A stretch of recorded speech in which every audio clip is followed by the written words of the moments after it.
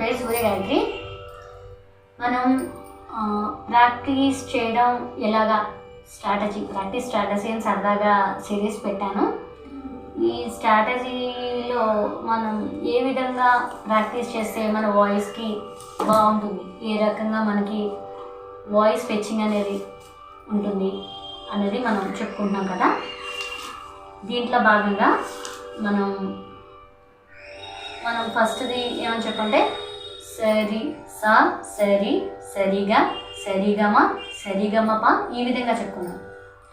ఇప్పుడు సా ప సా అక్కడి నుంచి సా సా పై సా ఈ సా దగ్గర నుంచి మనం మొదలు.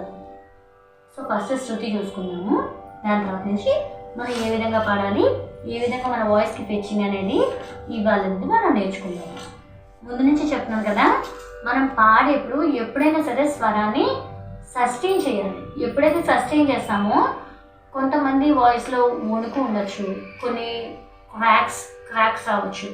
ఈ క్రాక్స్ అవి తగ్గడానికి అయితే మనం ఈ విధంగా చేయడం వల్ల క్రాక్స్ అనేవి వణుకు అనేది తగ్గుతుంది. మనం ఈ విధంగా మనం సస్టైన్ చేయడం వల్ల బ్రీత్ మీద కంట్రోల్ కూడా మనకు వస్తుంది. ఎందుకంటే సస్టైన్ చేసే వరకు కూడా గాలి పీల్చడం వదలడం అవుతూ ఉన్నా కానీ పీల్చడం అనేది ఒక్కొక్కసారి జరగకపోవచ్చు. సో ఈ విధంగా మనకి శ్వాస మీద పట్టు వస్తుంది, స్వరం మీద పట్టు వస్తుంది. స్వరస్థానం కూడా ఏ విధంగా నిలబెట్టాలి, ఎంతసేపు నిలబెట్టగలం అనేది మనకి సెల్ఫ్ మనకి తెలుస్తుంది అన్నమాట. సో వచ్చేటప్పుడు పై స్థాయి నుంచి ఎలా పాడాలనేది చూద్దాం. ముందుగా శృతి సా పా సా సా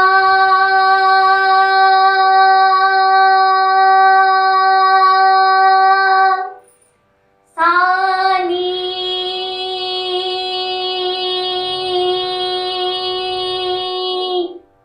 సా నీ ద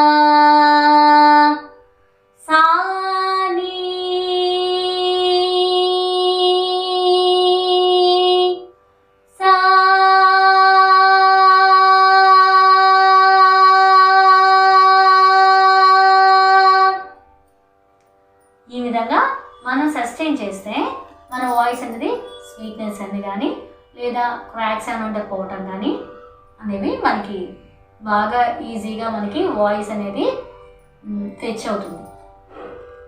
ఈ విధంగా మనం మ్యూజిక్ పాడడానికి రెడీ చేసుకోవచ్చు వాయిస్. సో ఈ టిప్స్ కనుక మీకు నచ్చినట్టయితే తప్పకుండా ఛానల్ని లైక్ చేయండి, కామెంట్ చేయండి, షేర్ చేయండి. అలాగే నా నోటిఫికేషన్ కోసం పక్కన బెల్ ఐకాన్ని క్లిక్ చేయండి. ఈ మ్యూజిక్ బేసిక్స్ లేదా ఈ స్ట్రాటజీ సిరీస్ ఈ వీడియోస్ కావాలంటే కింద డిస్క్రిప్షన్లో లింక్ ఇవ్వడం జరుగుతుంది. తప్పకుండా విజిట్ చేయండి. అదేవిధంగా థ్యాంక్స్ ఫర్ వాచింగ్. ఈ విధంగా నన్ను ప్రోత్సహిస్తానని కోరుకుంటాను. Thank you.